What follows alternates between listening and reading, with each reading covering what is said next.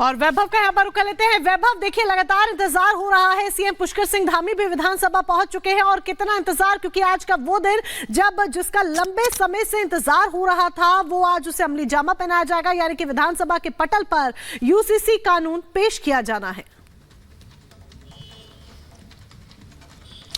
बिल्कुल मोनिका, देश का पहला राज्य बनेगा उत्तराखंड जहां पर समान नागरिक संहिता जो है वो लागू की जाएगी।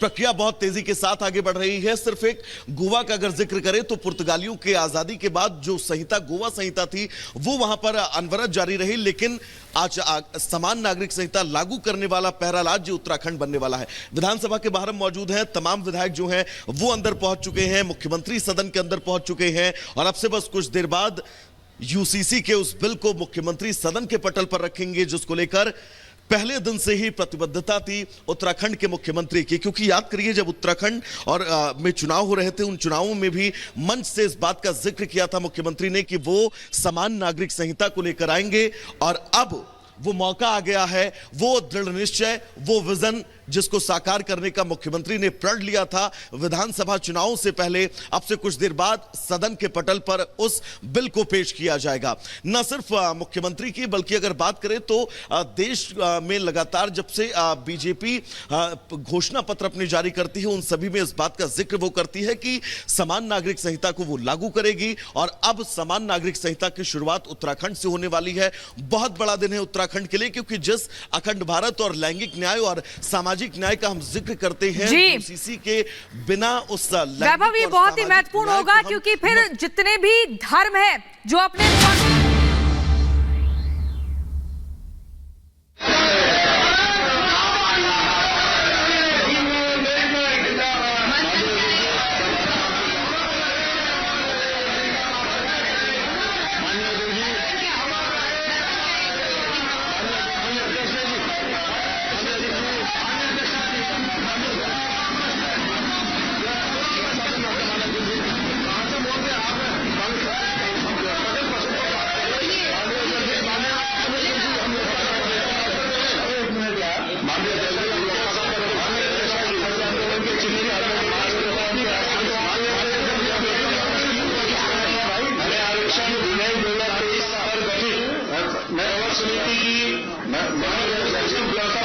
ये तस्वीरें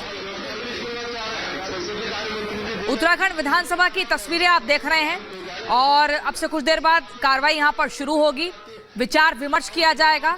जो विधेयक यूसीसी का आज विधानसभा के पटल पर रखा जाएगा और उस पर दोनों ही तरफ से कोशिश होगी कि सहमति बने और फिर आगे की प्रक्रिया को पूरा करने का प्रयास होगा। सरकार की लगातार ये कोशिश है कि जल्द से जल्द कानून के रूप में इस यूसीसी को, यानी कि समान नागरिक संहिता को राज्य में लागू किया जाए, जो कि सब धर्मों को एक समान चलने के लिए प्रतिबद्ध करेगा। आपको बता दें, अगर मुस्लिम धर्म की बात करें तो उनका मुस्लिम पर्सनल लॉ है जिसको वो मानते हैं। हिंदुओं की बात करें अगर, तो वो हिंदू मैरिज एक्ट के तहत अपने बाकी नियमों को मानते हैं और ऐसे ही सिख और ईसाई में भी है। लेकिन अगर यूसीसी आएगा तो सभी धर्म एक ही समान तरीके से विवाह करेंगे, संपत्ति का बंटवारा होगा तो वो भी उसी कानून के हिसाब से होगा और ये समानता लाने की तरफ एक बड़ा प्रयास है बीजेपी का, उत्तराखंड सरकार का। तो यूनिफॉर्म सिविल कोड बिल आज पेश किया जाना है, कुछ ही क्षणों का इंतजार। विधानसभा की ये तस्वीरें सीधे आप देख रहे हैं और कहा जा रहा है कि खुद मुख्यमंत्री पुष्कर सिंह धामी इस बिल को पेश करते हुए नजर आएंगे और कैबिनेट में इसके ड्राफ्ट पर पूरी तरीके से मोहर लग गई थी। जो ड्राफ्ट तैयार हुआ, जो मसौदा तैयार हुआ, पूरी तरीके से पास हुआ था। सदन में मेजोरिटी, सरकारों ने भी मेजोरिटी और माननीय अध्यक्ष जी स्पीड से भी और दृष्टांत पेश किए गए हैं और देखने में आ रहा है कि नजरें बनती हैं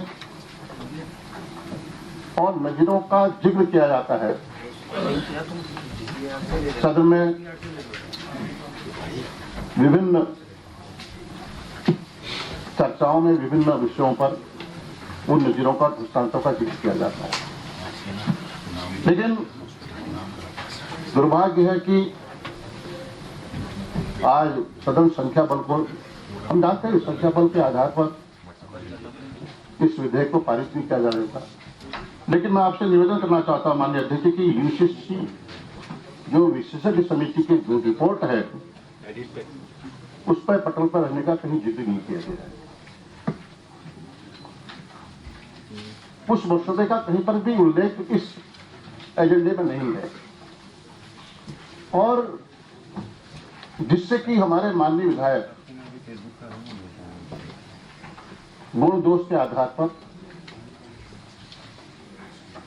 उसमें भाग लेते, चर्चा करते।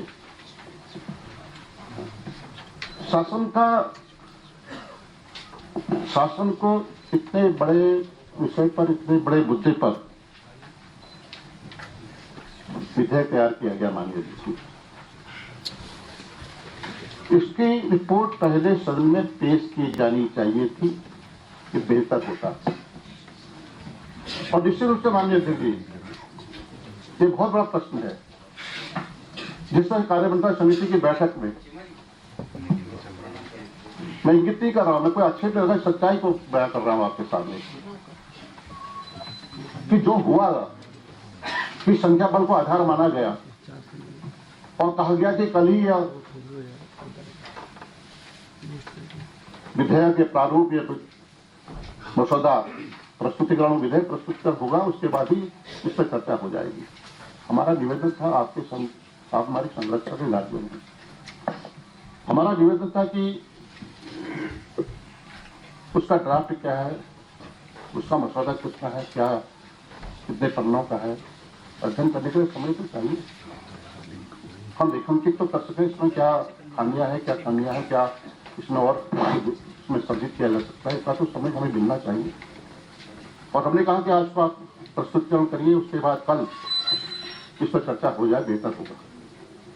लेकिन सरकार का जो पक्ष देखने को मिला, बड़ा दुर्भाग्य है कि विपक्ष की आवाज को या माननीय विधायकों की भावनाओं को जो इसमें वो अपनी बात को रखना चाहते हैं, अपनी बात को कहना चाहते हैं, उससे वंचित किया जा रहा है माननीय जी। और हद तब होगी माननीय अध्यक्ष जी, प्रश्नकाल को निलंबित कर दिया गया। संसदीय इतिहास में संभवतः ऐसा कभी देखने को नहीं मिला होगा। इस संसदीय परंपराओं की अवहेलना हो रही है माननीय अध्यक्ष जी। जो हमारी कार्य संचालन नियमावली है, इसमें सब इसी से कार्य संचालन नियमावली से ही सदन संचालित होता है माननीय अध्यक्ष जी। की अनदेखी की जा रही है, नियमों की अनदेखी की जा रही है। जो हमारे माननीय विधायक, जो उनका अधिकार है प्रश्न करने का, और इस सदन में इस पंचायत में अगर हमारे माननीय विधायक अपनी बात को यहां नहीं रखें तो कहां रखेंगे? आप प्रदेश जल रहा है माननीय अध्यक्ष जी, आप प्रदेश जल रहा है माननीय अध्यक्ष जी। कानून व्यवस्था पूरी तरह ध्वस्त हो चुकी है। लगातार जनप्रतिनिधियों की अनदेखी की जा रही है, अपमान किया जा रहा है माननीय अध्यक्ष जी।